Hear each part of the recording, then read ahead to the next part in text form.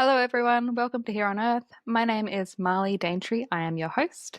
This week on the podcast, I am joined by the incredible Caterina Pulitano.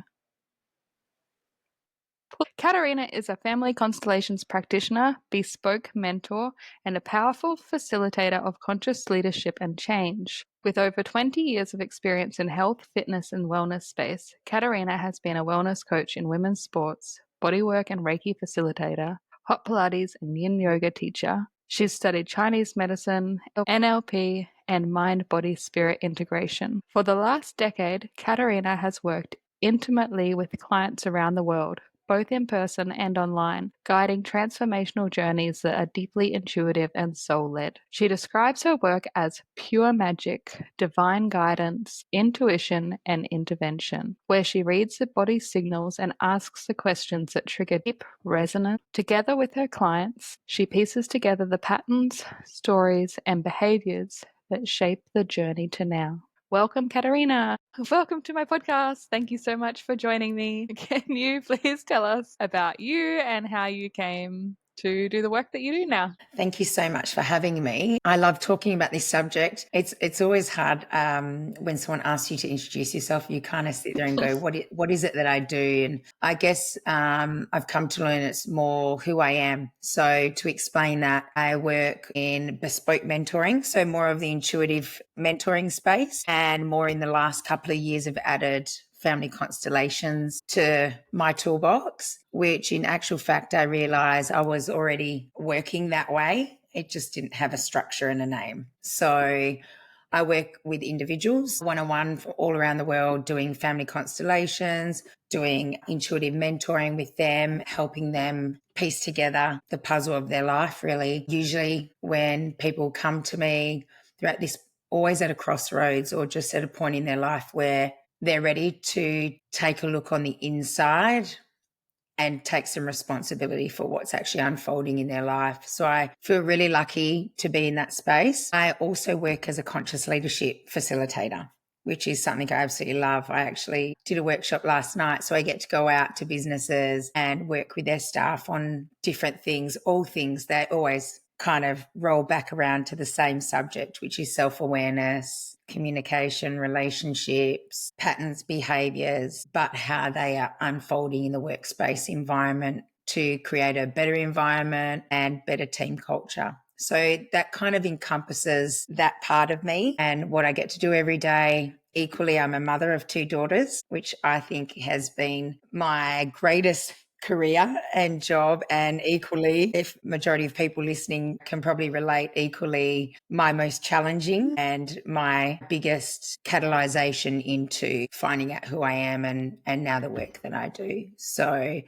I often say it is because of them. It's because of becoming a mother and because of being a mother to them that I guess I'm sitting here with you doing a podcast. So yeah, that's me in a nutshell. Yeah, thank you. I just saw a reel on Instagram before I hopped on. I was just sitting here looking at my phone and I saw a reel pop up talking about someone saying like that once they became a mother in their early postpartum, it's like they thought that they had all the work and that they were so prepared, and then nothing that they knew applied anymore, and they suddenly didn't know what to do with all the feelings that were coming up. And I think again, every mother can probably relate to that it doesn't matter how prepared you are, your children will bring you new things. Absolutely. Can you tell us a little bit about your own, what were some sort of defining moments or, yeah, that sort of catalyzed your life to? It's interesting. We were talking about last night at this workshop how I found myself being ultra reactive as a mother. And I was discussing how I am now 80% responsive, responding to life as opposed to reacting to life. And I guess it brought me back to one of the young girls there said, "What made you change?" And at 19, I had actually experienced severe bullying from a really young age. I got to like 130 kilos when I was 19. And so I was severely bullied for my appearance. Equally, there was these different things that were unfolding in my family life, and which I absolutely love my family. But, you know, it's just life happens. At 19, I was completely like, I don't want to be here anymore. I remember a defining moment going to my family GP, who was just this amazing doctor, more ended up being more of a friend. And I said to him, I'm just having these constant thoughts of, I don't want to be here, but I know that I'm meant to be here, but I don't want to be here. So that was a big defining moment where I knew that I had to start looking at myself. And so I went on this transformation journey, if you want to call it, exteriorly, lost all this weight, got to the end of it going, I still feel the same. And you see it in society now everywhere. We're very externally searching, we're externally validating, we are looking for these quick scenarios, or, you know, you hear all the time, I'm working on myself, I'm constantly doing the work. And I got to the end going, I have to go in. And it was actually when I was pregnant with my first daughter, Scarlett, after her, about 6 months after, I had this rage start to build in me. Like, I was just so angry. And I remember saying to a girlfriend, I'm just so angry. And so I started this journey of different workshops and I guess rolling my eyes backwards and having to sift through, look back and start at the beginning and get into that, you know, dark Pandora's box and look at things.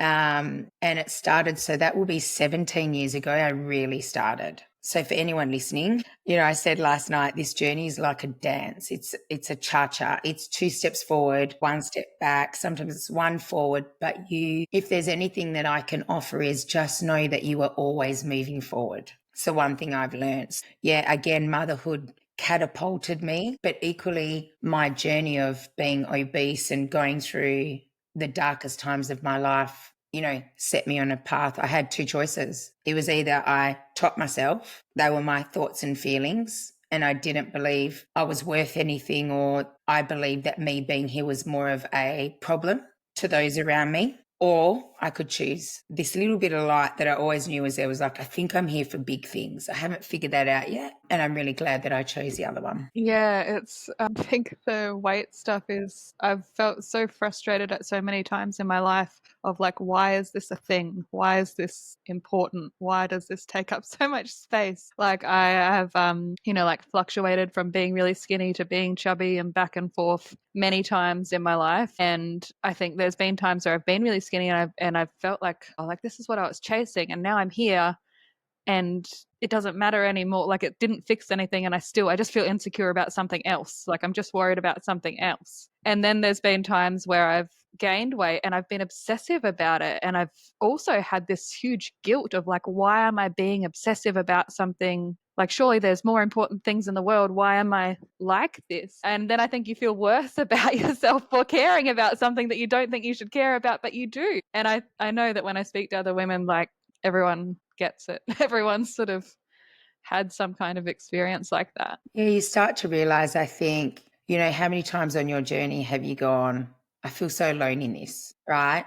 And remember, being vulnerable was something that, I always say, depending on your cultural upbringing, depending on religion, depending on circumstance. And I always believe you're born into the family that you choose and who you're meant to be with. But depending on all these things is right how we move through vulnerability, how we share experiences. So I come from a family which is so funny now because we actually laugh about this. I laugh about this with my sister and go, it's like we had different parents, right? And I think that's a really important thing for people to note is you could be 4 children with the same parents that all had a very different experience. So with my maturity, I've learned that I don't get to judge their experience and vice versa because we had these different parents because our soul's journey is meant to be different.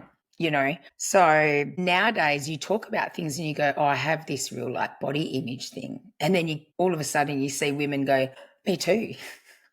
Like, or have you spoken to someone you think they would have no body image issues? Look at how beautiful they are. And then they're like, oh, I've been struggling with this for like 15 years. So you never ever know unless you are, I say, privileged enough and connected and vulnerable enough with an individual to really know their story.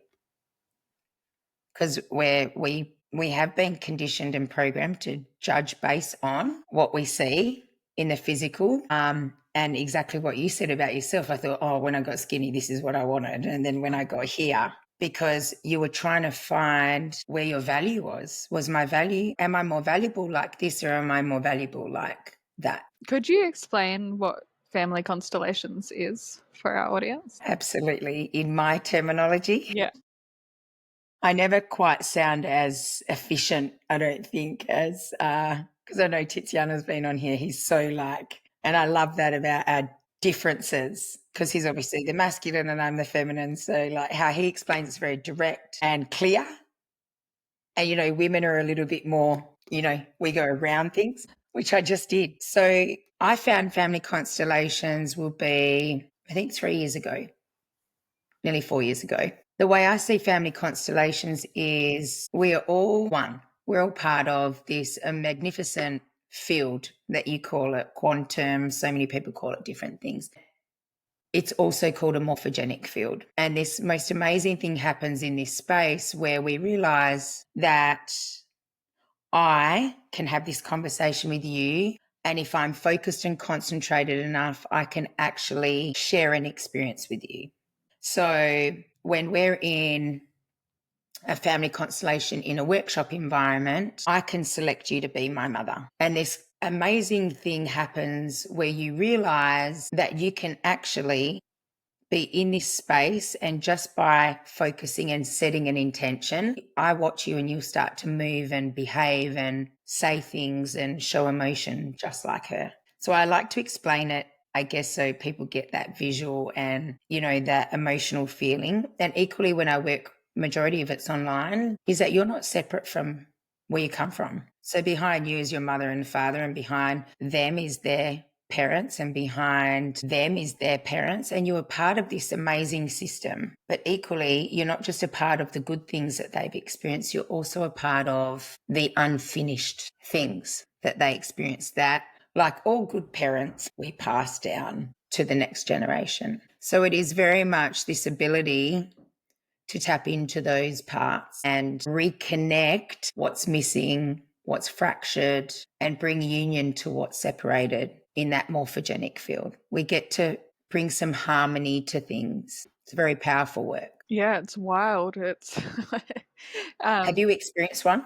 only online with Tiziano. I haven't experienced a group, but I've had other people tell me about group experiences, and I've watched like lots of the reels on Instagram, and it blows my mind how, and I've had people tell me that, like, you know, they've been selected to represent someone in a group and how they have all these feelings and all these things come up and they start, you know, acting out whoever they're representing. And it's yeah, it's crazy. I guess when Tiziano came on, we spoke a lot about accepting your mother, well, accepting your parents. But I think I shared a couple of reels of him speaking about accepting your mother and how important that is. And I got so many questions and comments being like, what about if your mother's abusive or has addictions, or like, you know, these circumstances. And I think, yeah, like, what does it look like to accept your parents if you don't find their behavior acceptable? Yeah, I can completely understand that, because, you know, modern day psychology talks about forgiveness, right? Whereas in systemic therapy, call it,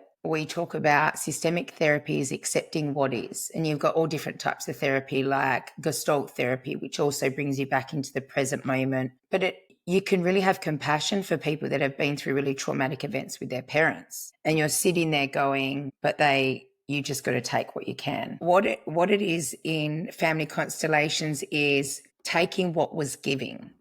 So when we talk about a mother, you're able to still accept her, get to that point of acceptance, but it equally doesn't mean that you have to spend time with her. So I think sometimes that's what people get confused about.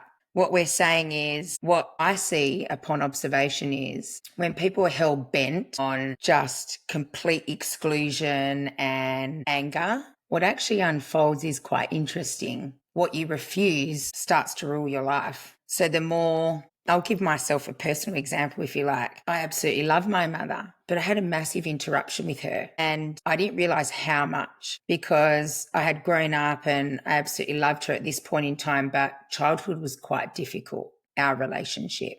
And family constellations really opened up this opportunity, because what was really playing out in my adult life with it was I was becoming the same. You know, the saying, I'm never going to turn out like my mum or dad. And then next thing, you're looking at your kids and you're witnessing yourself going, what I'm refusing, I'm becoming. Because equally, when our parents are playing out, what family constellations brings is compassion to situations. So I was able to not forgive my mother, but to so accept her, because I was able to see how she had become or behaved in her certain ways also. Because imagine as a parent, because we're not perfect. I say to my kids all the time, you're going to have therapy for me one day. And they go, no, no. And I go, it doesn't matter how right I am right now. I got lots of things wrong. It enables you to have compassion even for what may be considered the worst person. But equally, that compassion comes back to you. You get to have compassion for the fact that you're imperfect. Does that make sense? Mm. So say addiction, say a mother has addiction. In systemic therapy, if someone says to me, my mum was an alcoholic, that's really sad to be raised by someone that's an alcoholic and couldn't meet your needs emotionally, right? And equally, I will ask more questions. Can you tell me about your mother's father? Because that takes me there. That line of questioning, but also the information that individual gives me tells me a little bit about the mother's story and why she drinks and why she's not available to you and why she's still trapped in her child psychology, looking to the bottle for what she didn't get in her own childhood. Does that make some more sense? Yeah, I think that's been, I know in my friendship group, we like send each other Tiziano's stories, and it's like the relationship with your mother is the relationship you have with your children. And we're like, oh no. You're like, oh my God. Yeah, yeah. And I think it's been a big question of like, okay, like, so does, yeah, like, I don't know. I know I have some friends who are not in contact with their parents and they say, I accept them, but I don't want, like, there's no room for us to be together right now because it's not great for my kids to see them. Yeah, and I think it's another thing that's quite sort of relatable to everyone, that when you are a parent, you often feel really sad about the parents that you didn't have, because it's like you want their support, you want their help, you want their guidance, and at the same time you don't want their guidance. You want like a perfect version of them to come and help you, and for so many people that's just not available. And yeah. It's so true. And like we were saying before, there's nothing like your own child showing you your child that's unresolved, still longing, still wanting, still needing. You know, narcissism gets thrown around a lot now, right? Everyone's got narcissistic parents or partners. And it was really, I want to say, cathartic for me to understand what that is we all have it. We all have that trait, because basically what it means is our child psychology is present right now. So when I'm reacting and maybe I'm triggered by a friend or someone on social media, or my own children is learning my child is being petulant right now, this is triggering this unresolved within my child, or my partner is triggering this unmet need. But all I know is my behavior is petulant. And you know, I always say, if the reaction's instant and it's a full blown reaction, it's very rare that it's a current circumstance. And when we're talking about parents, like your friend said, safety's first, right? So I could even get a client to a point of just accepting a mother, she gave birth to you, and that is like something we can never pay back. So even just for that aspect, maybe that's all she could provide you. And maybe that was your journey with her. And just to accept that and reach this place where you can move forward with acceptance. Does that make sense? I also like what you said about that our children will need therapy. And I hope that that is one difference in, people that I know now. I think that, like, when I think of my parents and other generations, they're a little bit defensive of like, hey, I didn't do anything wrong. Whereas I feel like everyone that I talk to who's raising children now, they're like, I know I'm doing things wrong. And look, I'll help you find a therapist when the time comes. Like, yeah, so I hope just even that in itself will give our children more freedom to sort of move through things quicker. Isn't that a great evolution? Yeah. Like with generations. And there was a meme everyone loves memes, right? I'm sure some of my best friends, I just communicate with memes. And there was this meme, and it's like your parents going, therapy. I never went to therapy. And like the child going, yeah, it shows. Yeah. Like, we can tell you never went. But I look at the evolution of my own father. I remember actually going to him when I was 13 saying, can you please send me to someone? And he was mortified. He personalized it so badly. What did I do to you? And now I can have deep compassion for him in that moment, because men are fixers, right?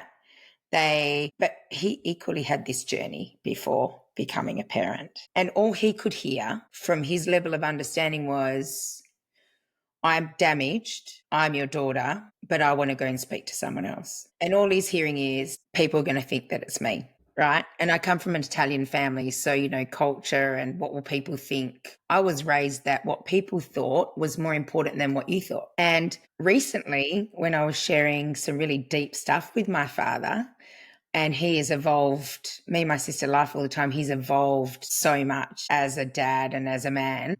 And my mum getting ill quite young and then dying quite young, I think also he had to step up and be like mum and dad. He heard things that I think a dad thought he would never hear. And he said to me recently, I was ugly crying to him and saying, hey, I'm in therapy right now. I was having EMDR therapy, and he went really quiet and he started to cry. And he said, for anything that I did that I was unaware of that hurt you, I'm really sorry. And I was like, and it was this defining moment that when you go on your own journey of healing or embodiment and responsibility, and especially systemic therapy, everyone benefits. Mm. My dad didn't have to go to therapy to learn to say that. I did. Mm. And I showed up different, which gave him the space for me to receive him different and accept him differently. So what I now get back from him is so different. That's so interesting. My father stopped drinking when my son was born, and he wasn't an alcoholic, but he just, it wasn't like he had an alcohol problem, but he just, I don't know, went on this health journey and became really healthy. And I, shortly after that, had this huge blow up and this huge tantrum and like threw everything at him of like all my anger from my childhood. And I remember always thinking it was him stepping into this new level where he could take it that let me be able to tell the truth about it. Because I think a few years earlier, I just wouldn't have been able to, he wouldn't have been able to handle it and I wouldn't have been able to go there. But it just made me think of that, how when one person in the family changes, how it sort of shifts things for everyone. Yeah. How did that feel for you? I think when my son was born, I had so much. I think about 10 months after he was born, I just had so much anger at both of my parents. It was like, I don't know, it was like you just go along thinking like everything's fine, everyone does the best they can, blah, blah, blah, blah, blah. And then when I had a baby, I was like, oh, but I wouldn't do that to my baby. So, like, I was a baby once, I was innocent once. And I remember looking at my son and thinking, like, he is perfect and worthy of everything good. And I remember thinking, how do I know that? What's he done to prove that? Like, what's he done for it? And I remember thinking, that's a weird thing to think. Like, why does he have to work for it? And then feeling like, hey, I was a baby once too. Like, I was and deserved all the good things in the world without having to like prove myself. And it started this, real like sort of anger at all the injustices of my childhood.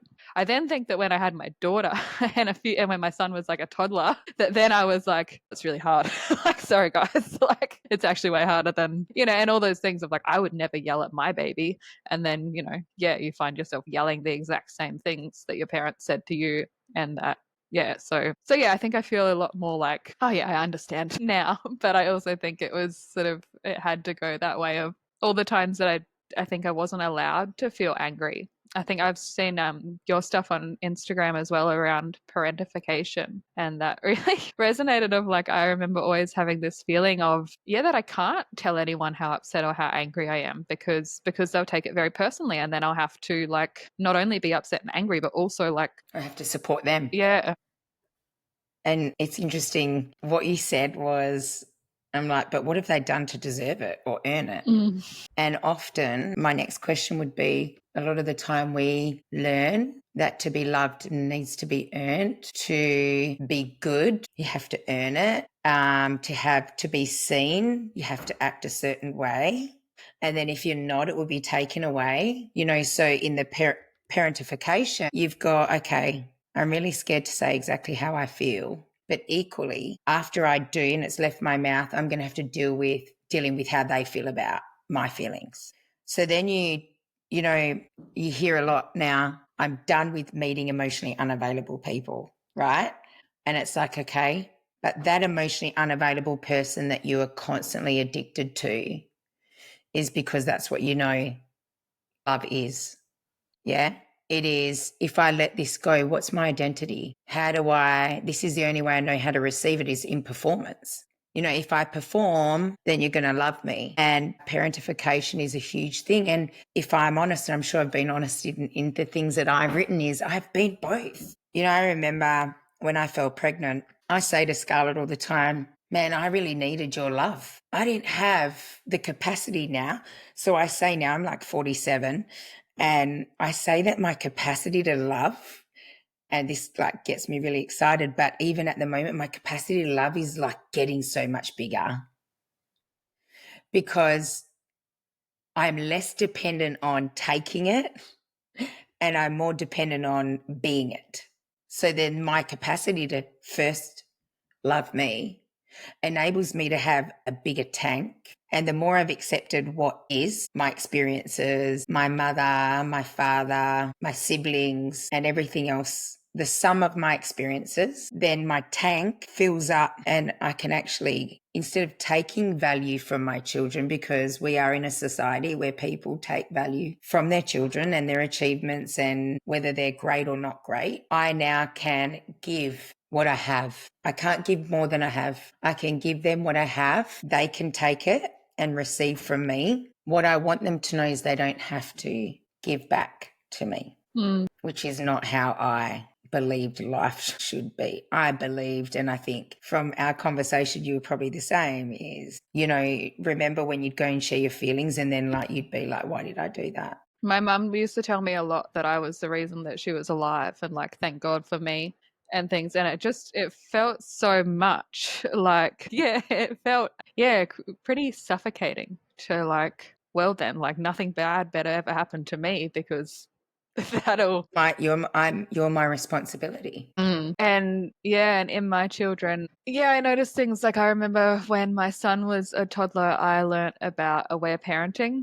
I don't know if you're familiar with that, and control patterns and all this. And so I realized like, oh, my son has a control pattern for breastfeeding. So he breastfeeds to dissociate. But I also realized, oh, I breastfeed him to dissociate. Like I'm like, stop crying. Like, or just like, I'm feeling a bit anxious. Like you just breastfeed and that'll calm me down. And I knew that I was doing it and I knew like I shouldn't use him to calm me down. That's not quite right.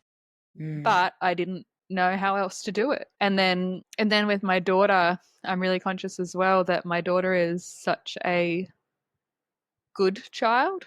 Like she's very good, and when she does do something that sort of disrupts that, I often am quite shocked and I'm like, hey, and then I'll see her sort of retreat and be like, oh, back to good. And then I'm like, oh, like I'm doing the thing I said I wouldn't do. You're my good child. Stay that way. Yeah. But how amazing that so many people would not recognize that. Like, how amazing are you that you can see it? You can actually see it. And I think I love to use the term, we are responsible to bring the unconscious conscious. And that's what I love holding space for. Talk to me. And through your words, I'm going to realize what's really unconscious. And I'm going to drip that back to you in a really subtle but loving, nurturing way that most of the time you're going to cry. And I laugh because, I have clients and I always put the tissues if they're with me directly and they're like, oh, well, I wasn't going to cry. And I'm like, this is so great. And they're like, and I said, it's actually really a great sign to like release tears. But it is really, I can see a few things that you've spoken about this morning. We're not constellating right now. It's still very raw for you when you talk about some things. So they're sitting there. Mm. And in that moment while we're having this conversation, I would say we equally constellate without it being a big, massive, people often go, it's got to be this big, massive movement. It's the most subtlest of things where there's tears, because in the conversation, the exchange, and I may ask a question because I feel it, and your response and where your gaze goes or how your eyes, and there's some emotion there goes, there's something there and it's starting to shift and resonate. Mm-hmm. I saw something online the other day that I don't know, that I've been thinking about, and it was something about babies crying, and it was like, oh, if you gentle parent, right, they won't cry much. And I was like, that is the biggest, I remember that I had that belief. Like I thought, oh, if I just do all the things, like I co-sleep and I breastfeed and I blah, blah, blah, blah, blah, then my baby won't cry. And then when I had a baby that cried heaps, I was really disturbed and felt like, oh, I'm doing something wrong. And then as I learnt more, and again, back to the aware parenting, as I learnt that, I realized I was like, no, crying is so normal for babies, for children, for adults, for everyone. And if we're not crying, then that's probably a sign that we are dissociating or we are cut off or we are but I think it's. But isn't it funny how early it starts? I remember being a mum and first time, I remember the midwife and Scarlett, we had a interesting entrance into the world, and she was separated from me, and knowing systemically the impact that has. I remember thinking, I want to feed my child. And I was like, bring me a pump. If I can't be with her, bring me a pump. I remember her saying, you've got enough milk to feed the nursery. And it was interesting though what happened. She was a small baby. I'm 5'2". To put it in perspective, I'm not going to have big children. If I did, I'd kind of be concerned with where they come from. And it was interesting, people's comments. But what was interesting, what those comments did to me on a physiological and a psychological level, because I was super confident. I remember the nurturing side of me was just there from a really young age with children. People started going, there's something wrong with your milk. She's too small. Maybe you should do this. And it's so funny, as you know, everything milk supply just started to go.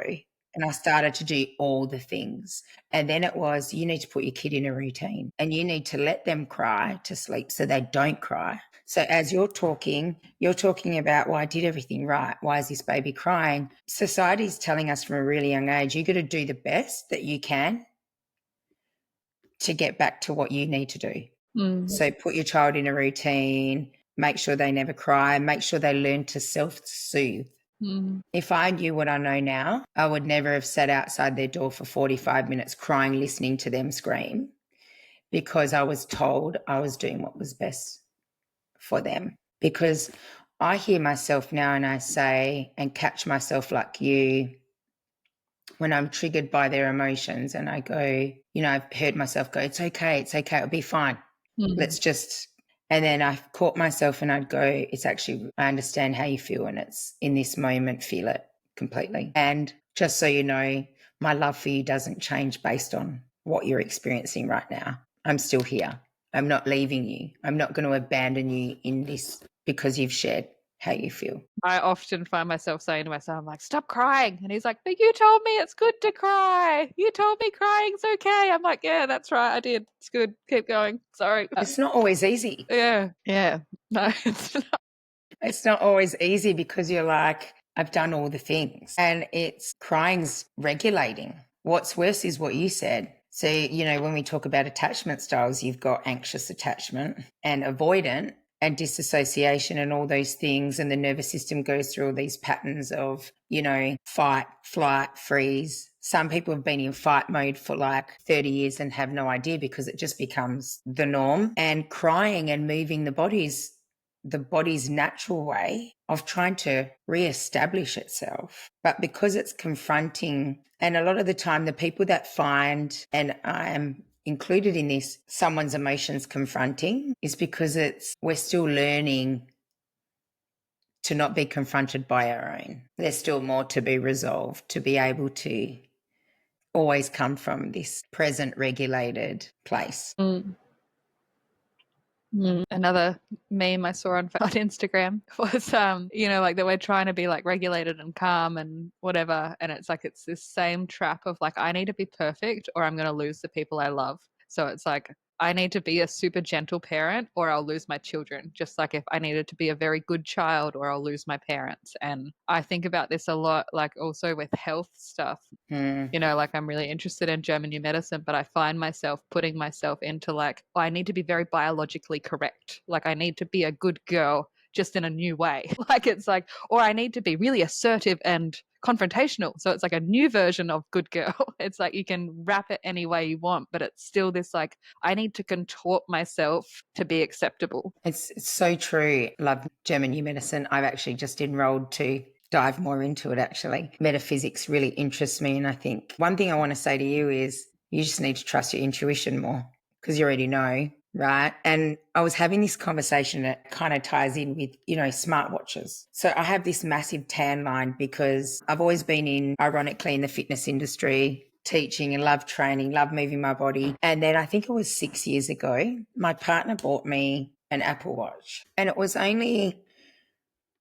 at the end of the week that I went, it's like you're talking about, which way am I wrapping the good girl? I'll just replace it with this. And I was like, Kat, you need to get rid of this watch. This turned into another tool for you to gauge whether you were valuable or not, whether you worked hard enough or not. It was just either another way at the end of the day, you either celebrated yourself or you like demeaned yourself. And the watch used to say in the morning sometimes, hey, usually by this time you've done so much more. And it's like, are you kidding? Now the watch is telling me I'm lazy. But this is what we're dealing with in society. And I haven't worn it all week. And my nervous system chiropractor, Lana, will be so excited because she's been saying, get rid of that. That is like wreaking havoc on your nervous system. And I'm proud to say all week I've still been doing all the movement, but it's been so much more connected with my body. And as women, we need to be really connected to our body to remain soft, to remain open, to remain in our essence. And really, I want to say, defy things that pull us out of that space. And logging workouts and deciding, well, my watch told me I was deserving of a glass of champagne tonight, or I did 25,000 steps, so it makes me worthy. I can be, and then you realize that it starts to affect, am I happy today or aren't I? Based on being a good girl. It's like your daughter. We learn very quickly. If my brother is like a raucous in the house, interestingly, personalities go, if I'm noticed that if I'm like this, I get different. I get seen differently. There's all these exterior things that we're using to determine our worth today or tomorrow. Yeah. It just made me think my son will be like yelling at me to give him the iPad, and my daughter will be like, I don't need the iPad. And I'll be like, I know, but That's so cute though. I'm not But don't crying. you, look, Mum, I'm doing my homework. She's 3, by the way. But don't you love how the universe went, hey, we're going to give you one of each, so that, what they say is your children choose you. In systemic therapy, your children choose you because you're the one that's going to evolve them the most. How wonderful is that? It's equally a big job, right? Because I feel the best way you can evolve your children is by evolving yourself. Not trying to change and evolve them, but to embody and really watch them watch you. Lead, right? Lead them through embodiment, not by what your parents or my parents did, which was, your mum, I would die without you. Literally to your soul, you're like, I have to do everything in my power to make sure my mother doesn't die, even if it means being a good girl. When I want to be like everyone else, smoking in the back of the change rooms at school. Do you know what I mean? My mother's version of a good girl was smoking and drinking with her. She feels judged she felt judged when I quit smoking. What do you mean? What do you mean? You're going to that means that I have to look at myself now. We used to smoke together. We had this common Yeah. talk about parentification at its best, right? Yeah, what was I going I lost it. This is memories of smoking with my mother. Pretty cool memory. Yeah, and I know that my parents were really distant to their parents, and I think I can see that they wanted the opposite. They wanted to be my friend because they didn't have that relationship with their parents. And especially my mum, that she was not in contact with her mum for a very long time, and sort of so she felt like she wanted to do the opposite. But I don't know whether she knew how heavy that felt for me or restrictive. Yeah, it kind of ends up, what am I going to do without you kind of codependency, right? I always say, I want my kids to want me, not need me. As in, I want them to need me and I want them to know that they can always come to me to ask for something. And I always want the capacity as best as I can. And I'm, like I said to you, I'm like stuff up a lot. But I find myself now, with the knowledge of systemic therapy, saying to them, I'm okay. I look after you. You don't look after me. Because I'm certain, I separated from their father 12 years ago. Proud to say we have a great relationship. And as systemic therapy goes, we've even done some systemic therapy together for our children, which is really cool. I feel very grateful for that. They've been on a journey. And I'm sure they have seen me not in a great space over those 12 years. And I don't like to use the word single mum because I think you're a mum like anyone else, right? Another label. And so mothering, and it was just the three of us, they've probably seen me not in great places throughout that time. So I'm very conscious of, do they feel they need to compensate to look after me? Or, recently my ex-husband has a great partner and they live together and she's really lovely. And I could see with my eldest daughter this almost a bit of an aversion to being open to it, and I just really felt to say to her at some point, it's okay for you to love someone else that's not me, another woman that's not me. It makes me emotional thinking about it. I just knew she needed to hear that she didn't have to be loyal to me in that way. And it didn't mean that I was replaced. I'm actually confident enough to go, there's enough love for everybody and you're allowed to love her because I'm your mum and there's only one. But equally, I'm so happy if you love her. That makes me really happy. And I felt she really needed to hear that. And that's not, let's face it, in our society, that's not always what children hear. And probably because of the work that I've done and the work that I do, I've been able to get to that point where I trust she needs to hear this. She needs to not look after me or be scared that I feel jealous or sad about her having other relationships with her father's partner. It was a real defining moment for me. Yeah, that's huge. And I think, I've done a few episodes about like biological parenting, like from a GNM lens and, how to protect our femininity. And a lot of it is like, the family union, like mother and father together or not. But well, I guess often we look at it and think, oh, it means mother and father together. But then that's not so many people's experiences. Like my parents broke up when I was one or whatever. And, I know lots of people who are parenting separated from their children's fathers. And how do you still do what you're talking about, like not creating those separations and exclusions? And yeah, I think it's that accountability and choosing courage to do the work on yourself to understand if there's still anger with our ex, the relationship's not ended. On a systemic level and on a soul level, you're not accepted something. Like we were watching my daughter play netball a couple of weeks ago, and I just remember getting in the car going, this is so good. I was paying out on him because, we knew each other when we came together for such a purpose. We were such children trying to resolve so many things. And I became very mothering. And I knew exactly the role that I was playing and I have so much acceptance around it. But we were meant to be Scarlett and Ruby's mother and father, and choosing courage, but also accepting that just because we're doing the work on ourselves doesn't mean that someone's below us or not as good as us. Because I think we all fall into that trap, and I've been there. I've worked on myself, so they don't know, I know kind of thing. But that's kind of an ignorant approach to think that just because someone's not actively doing what you're doing, that they haven't grown and evolved. in their own way, if that makes sense. And the first thing I would say to anyone listening that still feels anger, and it could have been 10 years ago, explore that.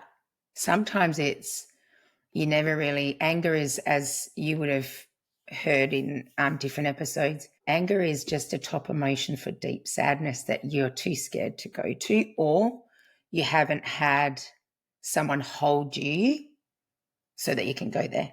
Anger's in unresolved relationships is under here. The way I see it is my hopes and dreams of what this was going to be never made it. And to feel this is too much. So instead, I'm going to make you the villain in my story instead of feeling all this and just going, I just accept it, that wasn't the way the journey was going to go. It's not easy. I've seen lots of posts on Tiziano's page about entanglements and this idea of getting your partner to represent your mother or your father. And I guess when I read some of his stuff, it's like, oh, okay, so those relationships are supposed to end. And then there's sort of other information out there that is like, you do this tactic, you do that tactic, you do this course, you do this whatever, and you can solve anything and transform your marriage. And yeah, what do you think about that, and how do you... I like to look at it like this. Entanglements is a tricky one, and it's definitely, there's been lots of times in relationships I've gone, oh my God, I'm like, this is like my dad 2.0, or like, I'm like my mum right now, or God, this person's exactly like their father. Is that, and entanglements, I think, are such, I've seen lots of them.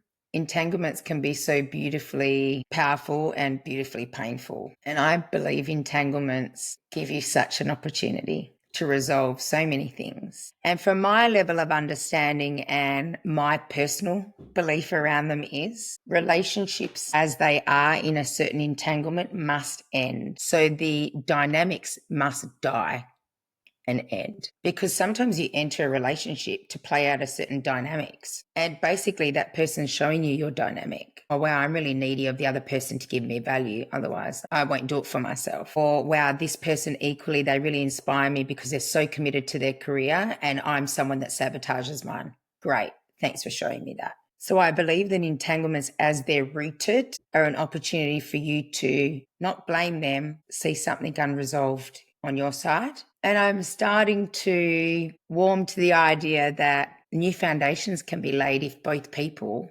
I'm a believer that if both people are meant to come back and create and start a new foundation in an adult, because entanglements usually represent child entanglements and child loves or past parents unresolved. I believe if that's the journey of those souls, that entanglements can be resolved with both parties having awareness and working simultaneously separately. It's not an easy thing to do though. Yeah, I think that's something I've been thinking about, because I remember another story of Tiziano's is that relationships always continue the way that they started or something. I've heard him say that a few times. And then I've thought of like, but there are stories of people who say like our relationship started like this and now it's totally different. So, and I've thought, yeah, how do these two different ideas match up? But I wonder, yeah, if what you're saying, that if they both did choose to, I don't know, totally transform.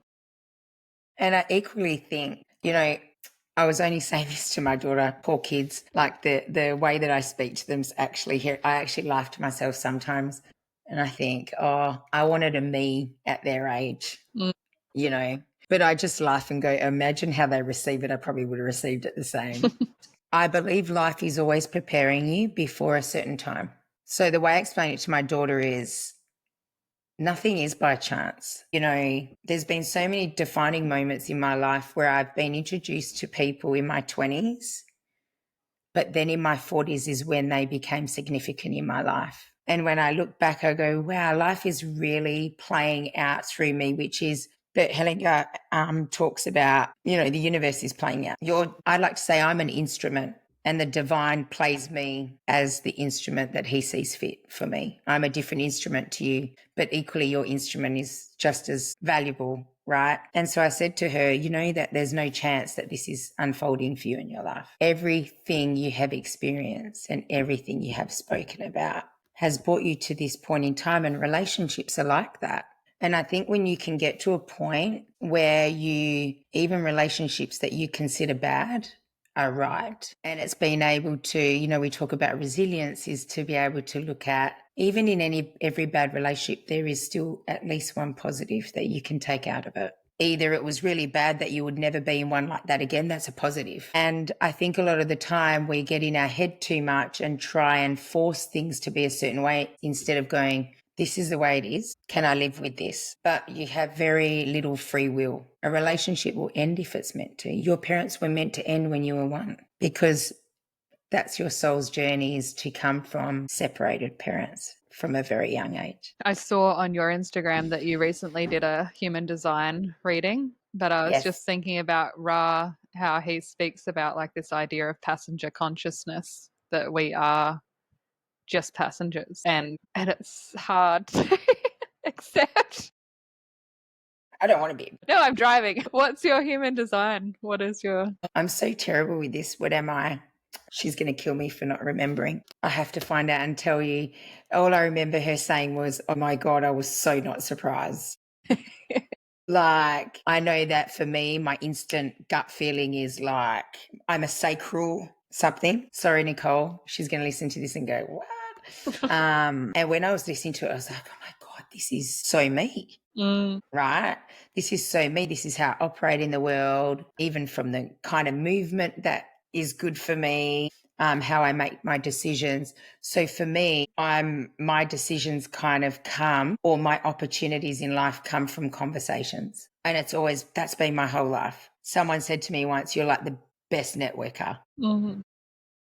I can literally find myself somewhere and someone starts talking to me, and the next thing I've got this new opportunity. And my whole life has unfolded that way. And the more me I allow and become, it kind of feels really effortless. Life becomes, I never thought I would ever see life that way, which is, I don't really worry about much, because I just have this innate feeling that everything's just, it's okay that it's uncertain, because even when I thought that was uncertain, when I look back and I'm like, it wasn't uncertain at all. Like everything was so perfectly orchestrated, like the passenger, but equally to accept I'm also the director.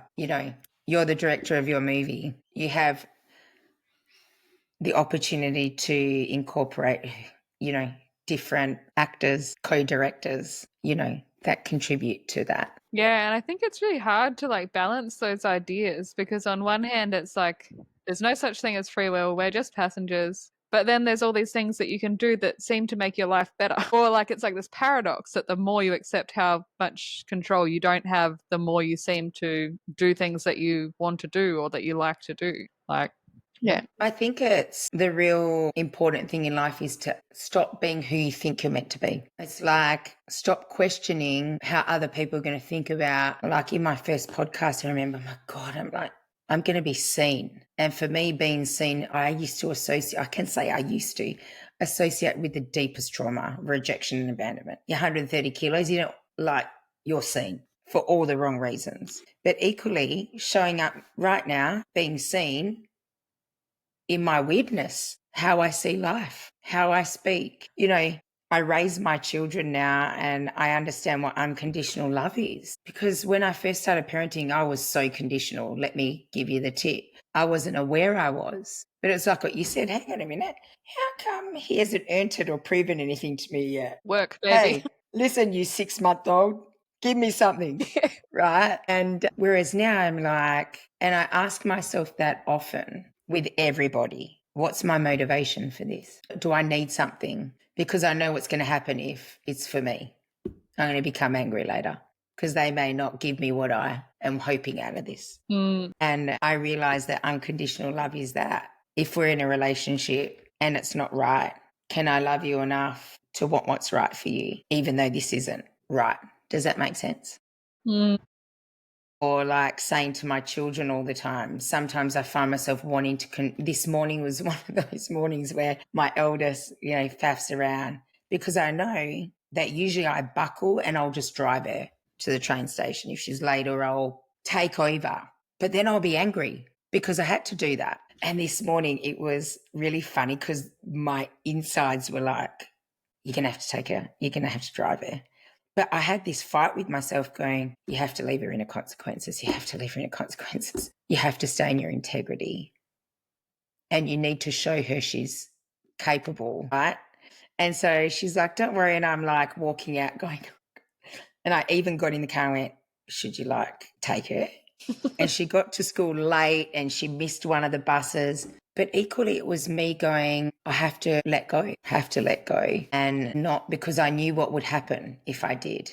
I didn't want to feel the guilt of saying no and being an adult and also having my own integrity, which is, hey, you need to catch the bus every morning to get the train because I have work. And then because she sees me leak all the time and go, all right, I'll take you, she's not going to learn that having her own boundaries and saying no and putting her what's important first and holding her word to be true first to herself is important. Mm. I love that concept or that line as well of facing the guilt. Yeah, and I can think of so many ways in my life where I do that really well and so many ways where I really struggle with it. Yeah. And I feel I was also thinking about just rushing my children. Like my children are little, so it's things like, to get themselves a cup of water or to like make a sandwich or something. And it's like they're just like so slow and clumsy and making this big mess. And I just want to take over everything.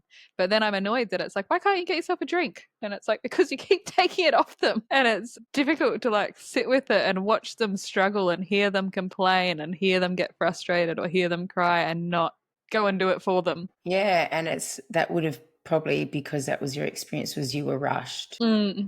And making mess. It's a big one, right? I remember being the same, like everything has to be perfect. And God forbid they want to make a cake. Like I laugh now and I think of the times I made a cake and I was like, they didn't make a cake. They watched you make a cake. Oh, you're not cracking the egg right. And it's like, who cares? Yeah. The whole idea was you were making a cake with them, but let's face it, they made a cake with you. Yeah. Yeah. I see so many people like on Instagram and stuff cooking with their children and I try to do it and it's so hard for it not to be a terrible experience. And you look at them and go, yeah, mine was not a Martha Stewart experience. Yeah. Mine was definitely, why are you making a mess? Yeah. Because I'm 5 years old. Yeah. Why I don't you know? I remember making a cake with my cousin once when we were teenagers and she didn't scrape down the bowl and she didn't clean everything straight away. And I was like, first of all, you're wasting a lot of food. Like, don't you know about scarcity and waste? Don't you know it's your responsibility to make sure we don't waste food? And I just remember being so shocked just for years. Yeah, like still 10 years later, I'm still thinking about it. But it's even that, right? You can see how early on your family system creates these beliefs, patterns, and behaviors, and the way we judge others based on what's passed down. It's like money stories. Family money stories become family money stories. My money story will become my daughter's money story. And I really learned how I talk about it with them. My language really had to change, how I react around certain things, because you can see them. You can see it playing out and you can see mini me's, mini dads unfold really quickly. I think they say but between 0 and 8, their beliefs are pretty rock solid. Yeah, and I often think it's like from 0 to 3 where they're so vulnerable and it's like and they're in total hypnosis and they're just taking it in. And we're at our most like depleted and vulnerable and our craziest like I feel like the craziest I've been in my life is like that postpartum where you're going through a lot and at the same time you have someone so vulnerable that you're responsible for. And I guess it just that's why we all are the way that we are because it's like it's a We talk tricky about situation. We talk about postpartum, right? And I guess I have a deeper understanding, like that whole depressed feeling so relates to our own mother story. It's a repair. When you have this child, you get these symptoms. A repair is starting from that point in time, right? You're like, I have this child. I'm going to put my big girl pants on, but equally I'm really angry at my own, mother. And then we talk about, most women have you got postpartum depression? And obviously German new medicine and systemic therapy, we go, I think that's pretty okay for you to feel those things because you're becoming a mother and equally starting to heal possible separations and be confronted with the unresolved with your own mother. I know that I felt really like ADD in my early postpartum. Like I kept forgetting things, and I felt really like, and so in German New Medicine, like that, a double separation conflict causes that memory loss. And I felt like, yeah, like I'd put down my keys or I'd put down my phone and it would be lost, and like 100 times a day. And I felt so like frustrated of like, why is this happening? But then when I learned about German New Medicine, I was like, oh, like it makes a lot of sense that like a lot of stuff, yeah, it makes a lot of sense. There's another woman who I love, Rochelle Garcia from Innate Traditions, and there's this line that I always say that I heard her say, which is, a newborn mother should never be alone. And I think like there is nothing biologically normal about being alone with your baby. Like, and at the same time, you also can't be around people that stress you out. So it's like, it's a hard, yeah, again, a hard situation. I remember when I was studying Chinese medicine, and I learned that in China, when a mother has a baby for 40 days, she doesn't leave the house.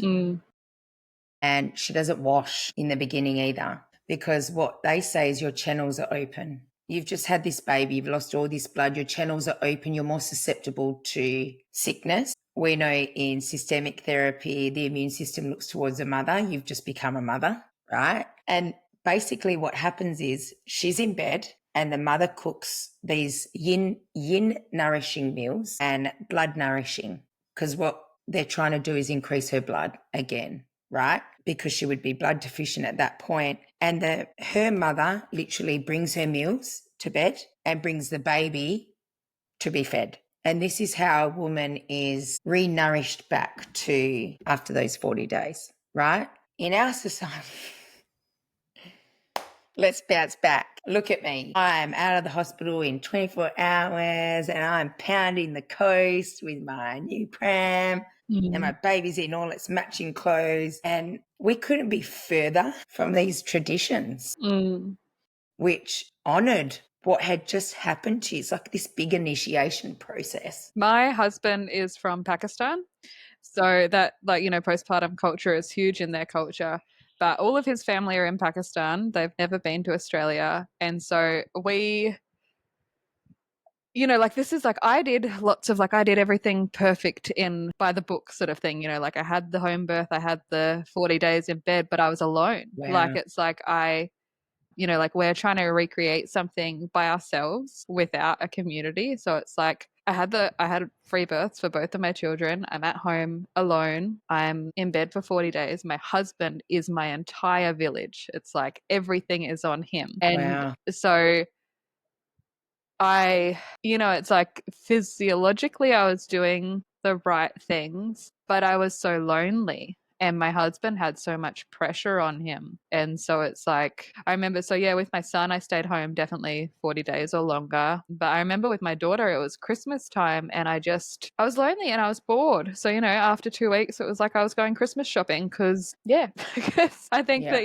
the other part is that you have this community that's visiting you, that's bringing you food, that's massaging you, that's, doing all these things. Yeah, I think often for my own experience, it's like I'm reading about traditional ways of being or other cultures and trying to sort of piece something together, but missing the foundations. Like, yeah. I find, especially in the last 3 years, I've always had a real deep connection with Italy. Obviously, that's my background. And when I found Family Constellations and Tiziano online, and then I found myself flying to Sydney and doing all these courses. And then I remember walking in to our first workshop and 80% were from Italy. Yeah. And I remember going, life is bringing me back to my roots. And I have always have this, like I say, goal that once Ruby finishes school, I want to go and live in Italy for 2 years. And, I'm so fortunate in my work, I can work anywhere and immerse myself in who I am. Because I may live in Australia, but when I land there, there is something definitive that happens to my whole being. And I think what you're talking about is you go, oh, I'm trying to kind of bring things together. I think the closer you get to your roots and honor them, but equally your husband's roots are pretty amazing and very nurturing and very community based as well. And It's like you say, what will unfold is this perfect way of being that's holistically best for you and in true representation and of who you have become, unbecome, to become, the most authentic way that fits your little family. Yeah, and there is all kinds of weirdness and hardness that comes from being a sort of multicultural family. And I think, I think ever since I was little, I've been sort of jealous of people and their cultures because I feel like, as sort of white Australian with like, I don't know, like English and Irish and Scottish sort of mixed heritage. And then like my grandmother's from like the Netherlands. But it's like there was never this, like I hear other people speak about going home. And I remember always sort of feeling like, would I feel like that if I go to Europe? Like, which part of Europe? Like, is there a home there for me? Like, it's been so long and so sort of fractured. Yeah. I mean, I guess I'll have to go one day and find out. But I actually thought there was something European from you. And I wouldn't be surprised if you go somewhere like the Netherlands or, Ireland or something and go, this feels familiar. Or have you been to Pakistan? no, I haven't. I've been to India. I went to India when just after my husband and I met. And I mean, it's a different country, but it's a lot more similar to Pakistan than Australia is. And I do feel like, even though it's not the same country, I do still feel like there are stories that he tells me that I would have no context for if I hadn't been to India. Like Yeah. yeah. Yeah, India's somewhere I've never been. There's super busy, Yeah. right? Yeah. Buzzing country. Yeah. Yeah. I did love India. I don't know whether I'll ever go back. It's complicated with Pakistan and India. Pretty much everywhere that I was in India, you have to like, everywhere that I'd stay and everywhere that you'd go, there was like a form being like, have you ever been to Pakistan? Are you related to anyone from Pakistan? Wow. And Yeah. and I remember I just met my husband. I remember talking to people and be like, so my boyfriend's from Pakistan. Like, could he ever come here? And they'd be like, maybe. It would be Wow. he could potentially come, but it might not be that comfortable. But yeah, I mean, who knows? Who knows what's going to happen with the world? Everything's pretty crazy. So much happening Yeah. right now. Yeah. Another human design thing that I think is super interesting is the whole idea of like this huge shift. Like Ra talked about, like that we take the internet for granted, and like I don't know, who knows how that'll turn out. But I often consider like, what would it be like if the internet is no longer available or is so incredibly different than how it is now? I hope that we were talking about on a walk this morning with a girlfriend. Her son's been looking for a job and he's only young, right? And I was like, yeah, there is less jobs for them because so many things we want to be automated.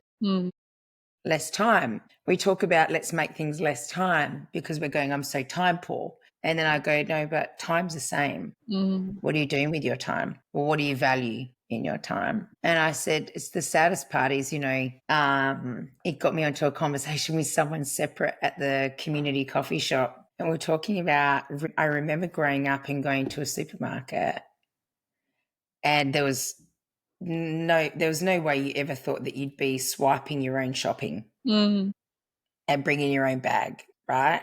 You went with your mum and you loved going to see Jenny in the same checkout that you had known her for 16 years and she worked at the same supermarket, and you were building these relationships and you were being in the community. And it just prompted this conversation about, I think that's a real struggle with people right now, is contact, real communication, real connection, real going down and taking the time to be in the community. I know there's lots of people and there's lots of shifts happening and people are going back to go, I need to be in my community. But it was just really interesting. And I said, oh, yeah, maybe it's because so much is automated that there's like less jobs. There's not 15 checkouts anymore at Coles. There's like 3 that are open and 25 self-serve ones in the big ones, No, it's super interesting. I mean, personally, I'm optimistic and excited. Like, I Me can't too. wait to see. But I also, like, I've just got no idea what's going to happen. I'm like you, and I think, when people go, "Oh my God, aren't you scared?" People say to me, "Aren't you scared for your kids?" And I'm like, "No, Yeah. like they're born for this." Yeah. Kind of, and I'm their mum. Yeah. And we think that, when people say, "Oh, it's so hard right now," and I'm like, man, my granddad walked for I don't know how many days from war, and everyone thought he was dead. Like, there's no Uber, there was no taxi. It was like you're walking, and it could take you 3 months to walk home, but define what's so hard right now in comparison to what things used to be like. Mm. When there was systemic therapy is really good for that, because you really start to have compassion for what transpired before you as real difficult. Like, Mhm. they saw completely different things. So I'm like you, super optimistic, and I love that so many more people are kind of challenging the status quo. Like, they're more conscious, more aware, more self-accountable and responsible. Yeah, I think it's crazy that just on the thread of more conscious, like something I've really noticed lately is how much people speak about God lately, like myself included, is like Mm. I feel like growing up it was like there was religious people and everyone else. But now it's like lots of people from all different walks of life are like talking about God or the quantum field or yeah, just this, I don't know, huge more awareness that of more than a physical life. The divine, right? I always say, I say a lot in my workshops, and that is, I think what's truly amazing is there's not one other me, and there's not one other you. Like, each individual is so unique and uniquely gifted for something that I don't have. Like, you don't have what I have, but equally I don't have what you have. And so I always say to people, there's no point comparing yourself to anybody, because it's impossible. Like, you're put here, and I have no doubt the gift that you bring to the world and what you will continue to do is probably just starting to unfold. Even doing this podcast, right, takes a lot of courage. And how amazing is that? Because you talk about God, or I call it the divine. I'm a conduit, an instrument, and he or she was like, this is how I would like to experience. But through you, this is what I want to experience. I'm going to use you, and I want to experience what this life feels like with you. Yeah, That's how I see it. I think that's a beautiful thing to remember. I mean, I know that I certainly do have fears come up around like, oh, what will my children's life be like in this way or that way or whatever. And I think always remembering that idea that, that they incarnated in this time for a reason and they have all the gifts within them to be here. And yeah, and for myself being like, oh, what am I gonna do? What is my purpose? And then being like, I don't know, but having faith that yes, that we are all individual and there is something for us. And I like the word "and my purpose." Mm. If I keep trying to be a version of someone else, it's like Chat GPT. I'm such an analog girl, and everyone's like, Kat. Sometimes I like ask it questions, and I'm like, man, I ask myself way too many questions. Now I'm just going to go and ask someone else how they feel about me. You know what I mean? And, but equally, I got to this point and I was like, Kat, one of your greatest gifts is your intuition. Right when something feels like it needs to be written. Don't become another version of someone else that just thinks that they need to like pump out content that has just continue to be true to you, regardless of what's happening around you. And another thing I say to my daughters is I never force them to, do you want to go to uni? What do you want to be when you grow up? I'm like the weird parent that goes, it doesn't matter. And they're like, what? And I'm like, you're going to end up who you're supposed to end up anyway. It might be now, it might be in your 40s. And you may have all these jobs in between. Like, people used to make fun of me because I was like NLP, coaching, Chinese medicine, massage, Reiki. Oh, what are you doing now? And I'm like, it all came together, all of those things. Mm. And I say to them, don't stress yourself out figuring out what do you want to become. My concern is who you become in that process is probably the most important thing that will ever happen to you in your life. Is focus on more who you become, not what, and bring who you are to whatever it is that you choose to do in this lifetime, which you're going to be that anyway, whether it's in your 20s or your 40s or your 50s. I hope that at some point you do have the courage enough to be in the world who you're supposed to be, not a version of what anyone else thinks you should be. Wow. Yeah, that's great. Lovely. I think that's a nice place to wrap up. You'll have to send me Mm, your human design because I'm curious now. With yes, me everything that too. you said, are you a manifesting generator? I'm a 4-6 manifesting generator. So 4 is the line of the networker and 6 is the role model, and manifesting generator is the like multiple interests that all come together one day. I'm so going to find it and I'm so going to send it to you. Now I'm going, what am I? Like, I need to find out. Thank you so much for having me on. It's been Thank you such so much. I love that it was just such an organic conversation. Yeah, thank you. It's funny sometimes some podcasts I feel like I need a list to prepare, but I kept asking myself like, "Oh, do I need to write questions?" And I was like, "Nah, I think it's going to be I think we're going to have lots to talk about." And thank you for sharing, parts of you and being vulnerable with me as well about your personal experiences. Yeah, It's thank been you a for real pleasure. listening and reflecting back to me. Thanks for having me. Thanks. Thanks for listening to Here on Earth. I hope today's conversation gave you something to think about. If you enjoyed this episode, please share it with a friend and leave a review. You can find me on Instagram at hereonearth_podcast. Until next week, I hope you enjoy your time here on Earth.